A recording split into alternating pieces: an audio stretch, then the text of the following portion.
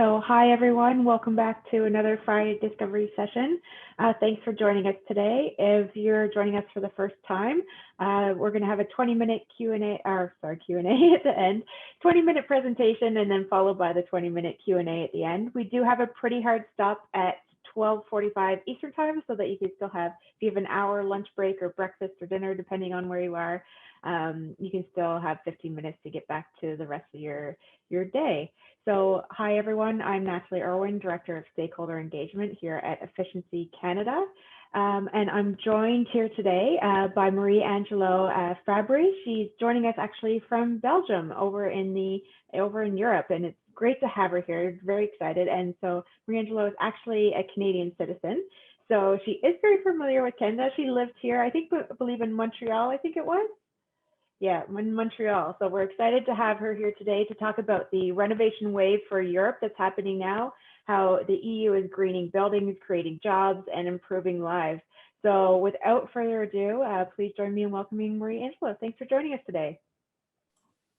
Thank you, Natalie, for the invitation. Thank you, everyone, for joining this session. As Natalie said, I'm Marie-Angelo. I'm the head of research at BPIE, and today I'm trying to explain to you in 20 minutes what Europe is doing in terms of policy development to make sure that we're going to green our buildings and achieving our climate targets. BPIE, it's a small think tank. We are based in Brussels, and we do have an office in Berlin. We really promote policies and support instruments to increase energy performance of buildings. We've been doing this for the last 10 years, and all of our work is research-based. So we really work on research projects, and we use the findings of our research to inform policymakers about what we believe works and doesn't work in the European policies. I just wanted to give you a short overview of what are the issues regarding the building stock in Europe. As you may imagine, it's an old building stock. It's half of it was built before the 70s and will still be in use in 2050s. And this also means that a lot of buildings that we have standing today were built before building and energy codes were actually entered into force. At the same time, we do have clear objectives when it comes to the European Union. The European Union has recently decided to become climate neutral by 2050. And the renovation of the building stock has now really be put at the center of these policies. We do have an existing regulatory framework that regulates buildings from different perspectives. And we call this regulatory framework the Clean Energy Package. The last time that this package was reviewed was in 2018, but as you are going to hear and see, the European Commission and the Parliament are going to actually reopen some of these files starting from these years. And this package includes 4 main pieces of legislation. One, which we call directive. So one is a directive that really regulates energy performance of buildings and focuses on operational energy, but grew over time. The first time that it was introduced was in 2002 and did not touch upon renovation much. And in the further revisions of this piece of legislation, it has had it has introduced some new provisions that actually focus on this. And the other parts of the Clean Energy Package are a directive on renewable energy, a directive on energy efficiency, and a regulation that we call the governance, which basically establishes how the members of the European Union, the member states, have to report on progress on each of these files and on each of these directives over time. In 2019, in December last year, the new European Commission took office, and the first action that they put in place and the first communication that they promoted was the so-called EU Green Deal. You might have heard of it. The Green Deal had several objectives, but there were 3 objectives that actually put buildings up and center really in the forefront of the future action of the European Union. The first of these objectives is tackling climate environmental related challenges. The second one is transforming the European Union into a prosperous and fair society. And this fairness element is really something new because the European Union doesn't really have full competence in social issues. So now wanting to integrate that element into their policies obviously opens up new opportunities.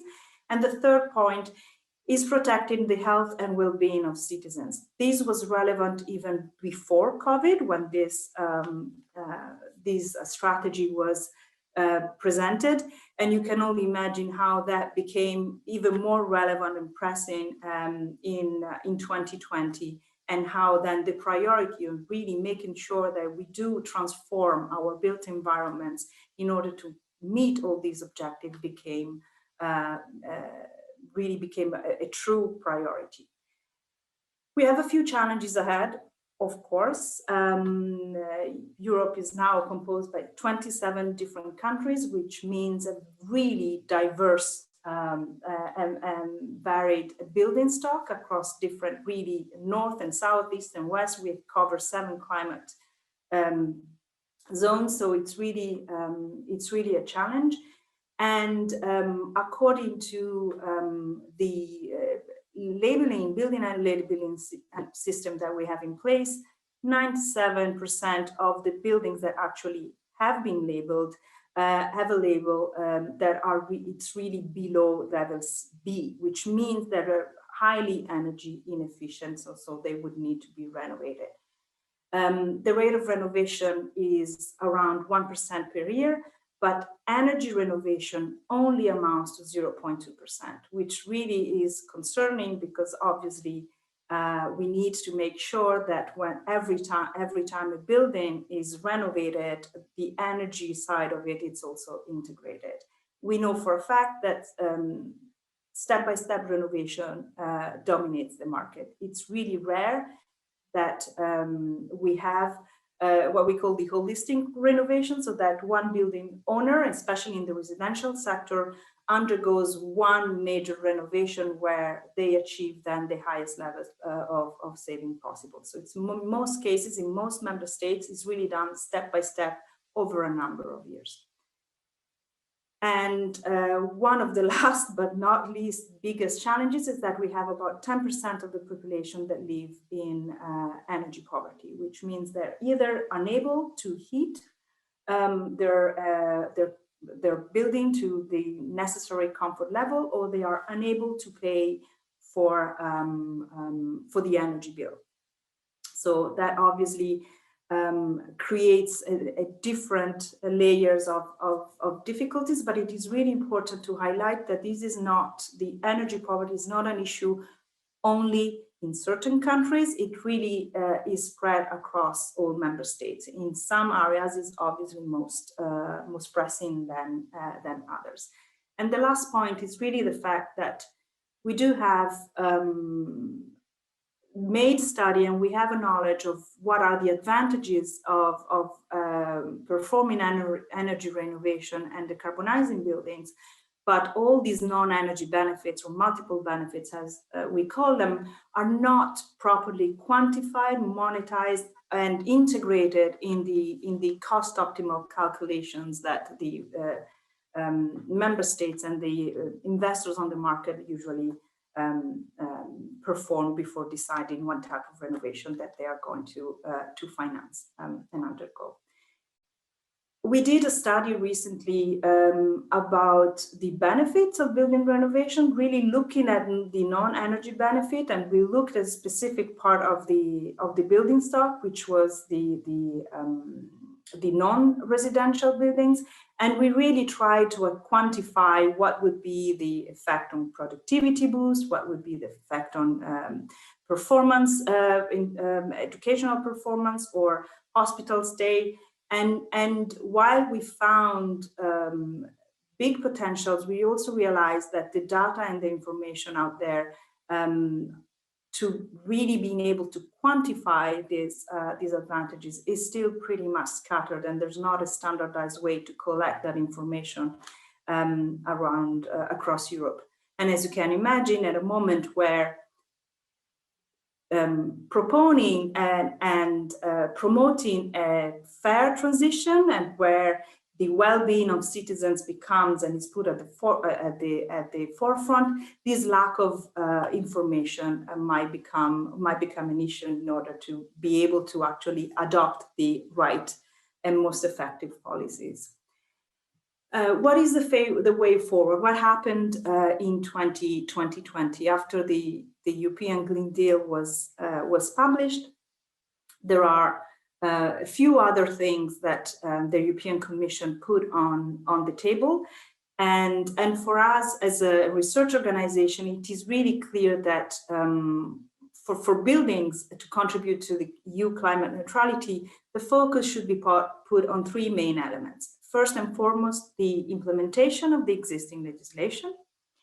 The second is the appropriate use of the Next Generation EU funds, which is basically the money that has been put on the table and that has been agreed on in the middle of the summer to really provide what is called a recovery and resilience fund, and that has identified building renovation as a priority. And the third point is the implementation of the Renovation Wave, which is a strategy focusing on the renovation of the building, on the built environment, that the European Commission has published in October of last year, and that really identifies the roadmap for the Commission, so the 23 different action points that the existing Commission is going to implement between now and the end of their mandates in the mandate in 2024. I just want to highlight an important point here for us. I mentioned the implementation of existing legislation. The European Union has a really good set of policies in place and of directives. I mentioned the Clean Energy Package earlier. Nonetheless, member states are really struggling in implementing these policies in the most appropriate and most effective way. And this is just to give you an example. One requirement from the Energy Performance of Building Directive, and it's a new requirement that was introduced in 2018, was for member states to actually develop a long-term renovation strategy, where they would really collect the information about the building stock and provide an indication to the European Commission about their plan to renovate it in order to achieve our overall objective, which is really achieving a high efficient and decarbonized building stock by 2050. It might sound a bit vague, and that is done on purpose because the Union works on the principle of subsidiarity, which means that the European Commission and the European institutions, so the Commission and the Parliament, can provide the structure and the framework of the policies, guiding principles, but then the detailed implementation and transposition into national legislation is left to member states, that they can really adjust it and tailor it based on their own specific conditions at a national level. Out of the back then 28 member states, only 14 actually provided their long-term renovation strategies. And you can see this in this map. The green are those who actually presented it, and those whose strategy is still missing. And the Commission has now launched an infringement procedure, which doesn't happen very, very often. It's basically they're now opening a formal procedure that would allow them to fine every member states in case they do not provide these long-term renovation strategies within the next, I think the first step is 2 months, and then they will open, they've opened the negotiation. So this gives really a clear indication of the fact that these has now become a priority, and the member states have to really put their effort in order to make sure that the long-term renovation strategies provide the information that is necessary for them to deliver on the climate and energy target. They are important for 3 main reasons. As I mentioned, contributing to the climate neutral objective. To direct financing, the recovery and resilience plans that member states are now asked to develop can actually finance building renovation. And obviously having already a roadmap available and a long-term strategy for member states that they can use to tailor and better define these plans, which is basically required to access the funds that are now available under the Next Generation EU, becomes a priority. And we've already seen in many cases a lot of countries that have not developed their long-term renovation strategies yet, or that whose strategy is not detailed enough, are now rushing through the process in order to make sure that they can deliver a plan that will allow them to access the funds. And the third point is that the implementation of the strategies can actually contribute to improving living and working conditions and supporting the economic recovery. I mentioned several times the Next Generation EU and the recovery and resilient plans. That was an additional piece that was brought to the table after the summer, during the summer. It was not planned, of course, and it's a direct consequence of Next Generation of the COVID crisis. So basically, Next Generation EU provides additional funding to the budget, so additional budget to the one that has now been agreed, and part of that budget is allocated to recovery and resilient plans. And out of these, of the guidelines that the Commission has put in place, building renovation, again, has been identified as a priority. So, which means that really every country can apply to access this money to make sure that they can guarantee long-lasting investment with a positive impact on the built environment. We still don't know how member states are going to use it. Their plans are expected by April, and after that, the Commission will make an assessment on the plan and will negotiate those with the member states. In addition to that, and in parallel, as I mentioned, the Commission has published a Renovation Wave. And the Renovation Wave is basically the working plan for the Commission. It provides clear objectives for the Union, and an important one is doubling the annual energy renovation rate by 2030 and foster deep renovation, which also has been quantified in the need to renovate 35 million building units in the next 10 years, which is a major endeavor, and creating jobs and reducing greenhouse gas emissions and energy consumption. The Renovation Wave is organized around 7 main principles and 7 main areas of intervention. I will not go through all of this, but I think this provides you an overview of the different elements that the Renovation Wave is now trying to tackle. We're clearly going beyond the normal and more traditional energy efficiency thinking. We're also looking at how to include embodied carbon and life cycle thinking and circularity elements to the table. How also important it is to maintain high level of health environmental standards, and an additional and a little bit of an unexpected touch, I have to be honest, was really also the important that was given to the aesthetics and the maintenance of the architectural quality. We do have a large set of historical buildings, so definitely this is something that has been identified also as an additional element that needs to be a principle that has to be followed.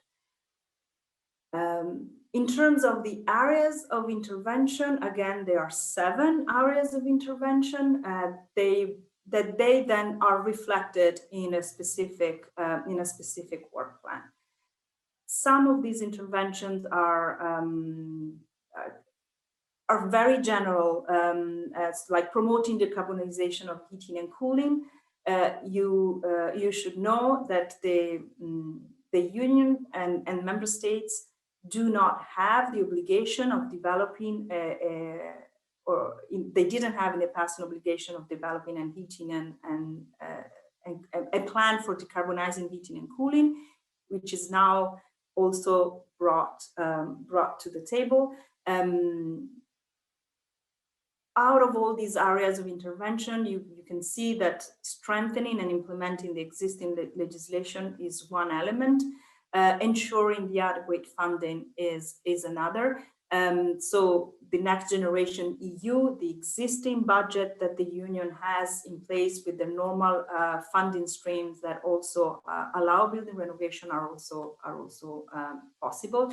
And again, really making sure that there is this connection between using energy renovation as a lever to address energy poverty and access healthy housing has been put up front. I think one of the major learnings of the COVID was that we actually realized, and it was really obvious to many, how the quality of the building stock can actually have a direct impact on how people can be resilient to certain type of threat, also including public health issues. So there are 23 points of intervention in the renovation wave. They cover the next 4 years. I've mentioned here only a few, including reviewing the existing framework and introducing new measures. There's talks about introducing building renovation passport and digital logbooks, of introducing minimum energy performance standards for existing buildings. But again, really looking at a more holistic approach.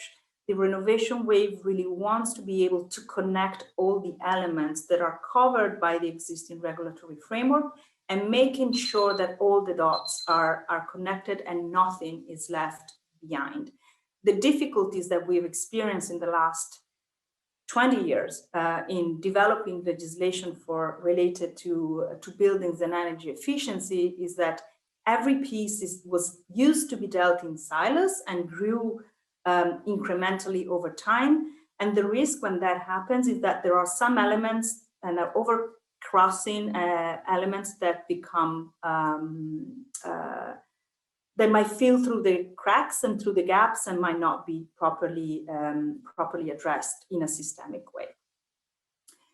The only way that all of this can happen and be achieved is if there is a collective effort across the board from all different stakeholders to make sure that these objectives are achieved, that the right policies are put in place, that the right investments are made available, but also that the workforce and the different business models that operate on the ground across member states will actually become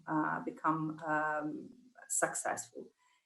We have all that being said, and it's all very ambitious, but out of our own analysis, we actually believe that in order to be able to achieve that these targets, the level of and depth of renovation should have a tenfold increase between now and 2050, and the annual deep renovation that the renovation wave put at 2%, so doubling the rate of renovation, according to our analysis and our research, to actually be upscaled to 3%. So we had to triple the level of renovation.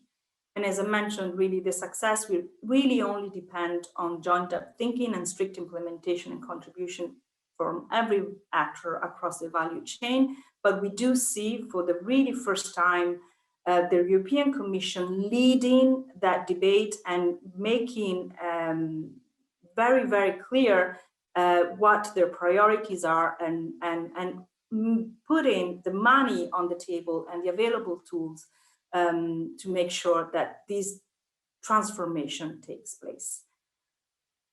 All the information that you might need on the renovation wave is available on our website. You will find lots of information and lots of reports. So have fun with that.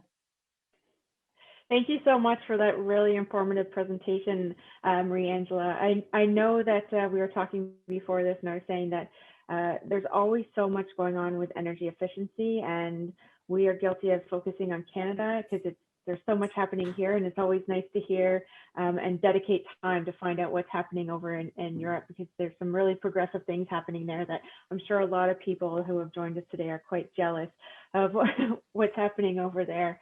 And we were also saying, I remember when we met before, the similarities between the EU and Canada, how Canada is made up of all different provinces and one federal government and all the provincial governments, very similar to how the EU is made up of the EU, but you all have a number of countries involved. And so there's a small p politics as well as the large p politics involved in that. So it'd be really interesting to see the similarities there. So just a reminder, there are two ways to ask questions today. One is to raise your hand and I can unmute you and you can ask your own question. The other way is to type in the Q&A box at the bottom of your Zoom screen and I will essentially narrate your question for you. There are only really two rules that we have for asking questions. The first rule is no sales pitches, please. And the second rule is no statements posed as questions. So make sure that your question is an actual question. So let's open the floor here. I see we have a first question here from Andy. Are there conflicts between historic preservation and zero carbon renovation efforts with older building stock in Europe? I would say yes and no, because obviously the obvious choice would not be to start from the most from the historical buildings. And even when the renovation of these buildings is necessary, I think it would be really naive to think that deep level of renovations, for us, no, deep renovations basically means that the energy savings after renovation are higher than 60%. So that clearly cannot be applied to all building stock. So what the Commission has identified and what the legislation requests is that member states in their long-term renovation strategies identify the worst performing building that they intend to renovate first, and they give an indication of how that would happen. Then there is a lot of research that is done and it's funded, and I have to be honest, we're very lucky because the European Union has put on the table and has created research program that actually allow different institutions and universities to understand how can these old buildings, especially the historical building, be renovated by maintaining their aesthetical value, the historical value, but also increasing their energy performance and the level of comfort of the people that are actually using this building. So there is a conflict. There are different ways in which they were trying to come across this conflict and find solutions, but there is not a one-fits-all solution, as you all may be aware of, not even for buildings that are not historical. So, yeah, I always laugh. I lived in England for a year, and what they consider historic is very different from what we consider historic buildings here in Canada in terms of the age of a building. But we still have the same problem with our historic buildings as well. Another question here from Brian is, how widely is the prefab retrofit model like Energy Sprung used? How widely do you think such a model could be used? It is not widely used, yes. I think there's a large potential for it to really be applied to scale. Energy Sprung is one example of it. There are two other examples in Europe. I think that is one of the path forward, and where there is interest in understanding why it is not taking up as fast as we all expected it could be, but it also is linked to the type of buildings that these prefab models are applied to. When thinking about residential renovation, where Energy Sprong started, Energy Sprong was created in the Netherlands, where a large part of the building stock is very similar and focuses on a specific building typology. The moment they try to export it to other countries where the specificity of certain building typology changes, that requires a little bit more of an adjustment. But it's certainly the way to go.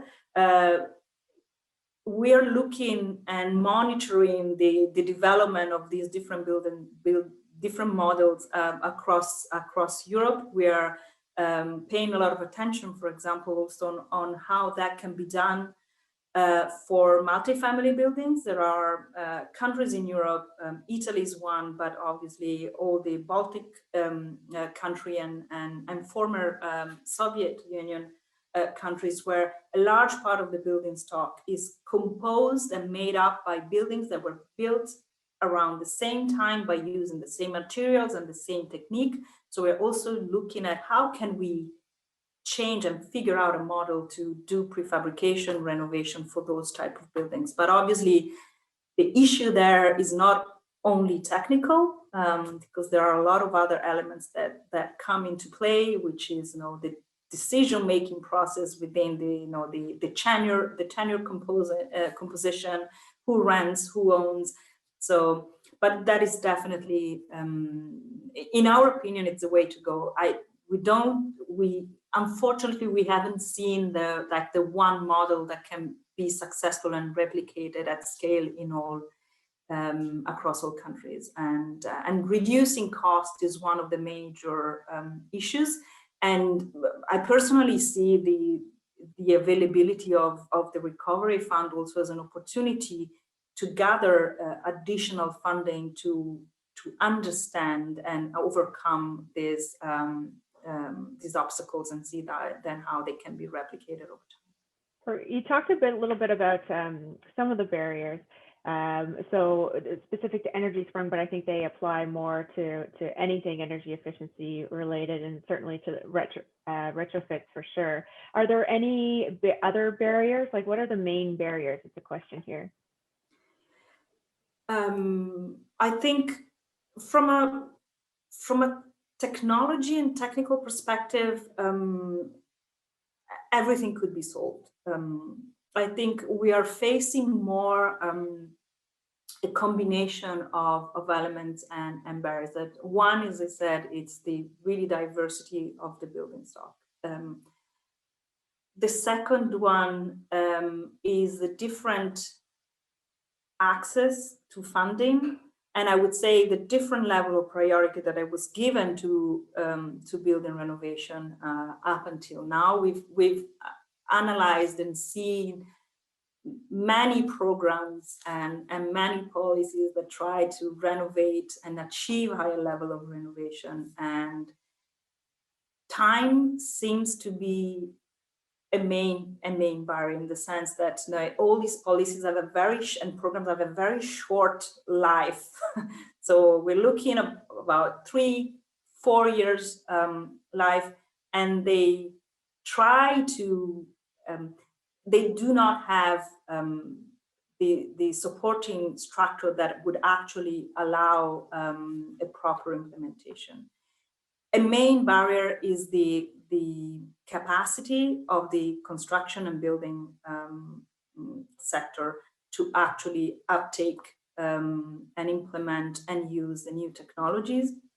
Yeah, it is still it is still a major barrier. Right? You have to imagine, I think it's very similar also in Canada.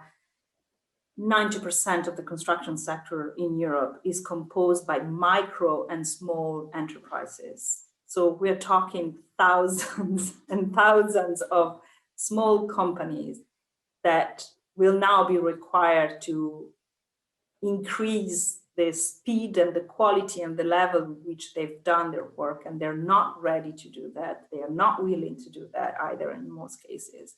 Yeah. So that is a major barrier. I think it also depends on where they are, how close they are to retirement, how willing they are to learn something Yes, new. I yes. find there's a correlation with that. Actually, that's an interesting point. With the school system, do you find that the trades are learning more about building like net zero homes or passive house in the school systems in the EU? Because I know that is a challenge here that we have in Canada, that they just learn the way that they've always learned and do like one day on energy efficiency. We have a similar issue. There are now programs and again projects that are funded by the European research projects and by national projects that are actually looking at how to retrain part of the existing workforce, but also how do we make sure that we can integrate these new learnings into the curricula of the educational system, so that, as you just said, we don't spend one day thinking about net zero, but it's at the core of their education. This might change. I mean, my hope is that it will change, because as of the 1st of January, all new buildings in Europe have to be nearly zero energy. So that would inevitably require an upgrade and an update of the construction sector. But it's also true that new builds in Europe count for, I don't have the latest figure, but it's usually between 2 and 3% a year. So it's really small in comparison to the existing building stock. And the next big challenge is going to be how to learn to do renovation up to nearly zero energy standard. Yeah, that's definitely a challenge. So would you say that there's political will played a large role in, I guess, this renovation wave and setting specific targets, like the 1%, or I think it was all homes being built? Yes, now more than ever.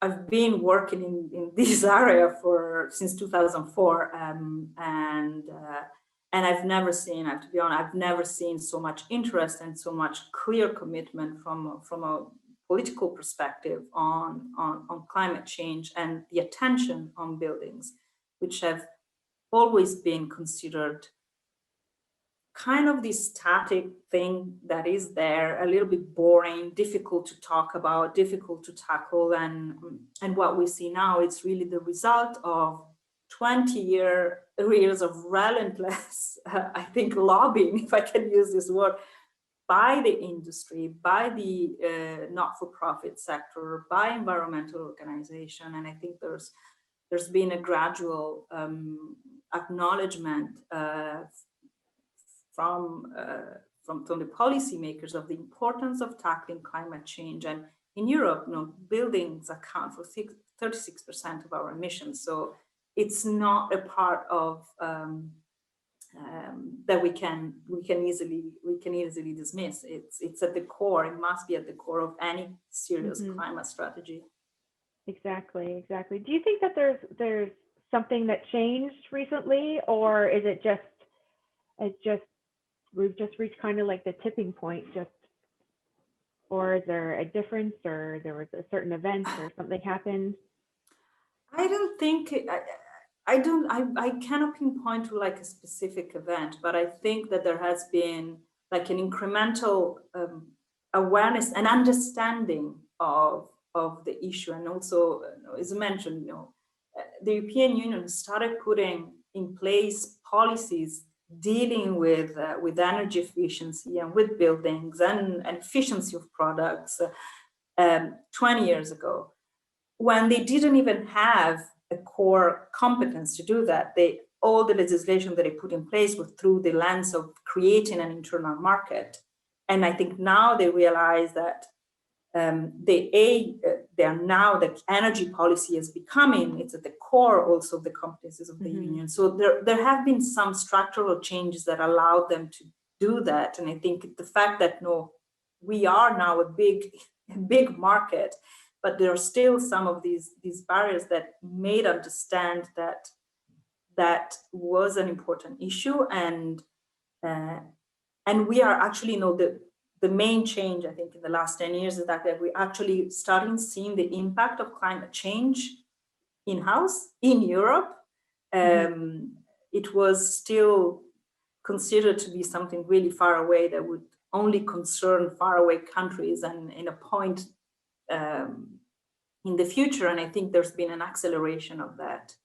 And I also think, but that is my personal opinion, I haven't looked at studies of that, but I do think that the migration crisis that Europe faced between 2013 and 2016 also accelerated that, because there has been an increased awareness of the fact that these people are not only fleeing war zones, but they're also becoming, we have climate refugees, we have environmental refugees already coming and knocking on the doors of Europe. And I think that also was an eye-opener.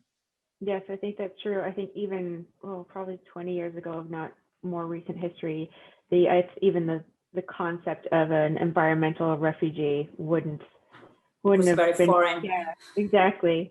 Actually, a good question here. I know you did answer this question during your presentation, but just in case for anyone that missed it, how are you, or how's the EU defining deep renovation?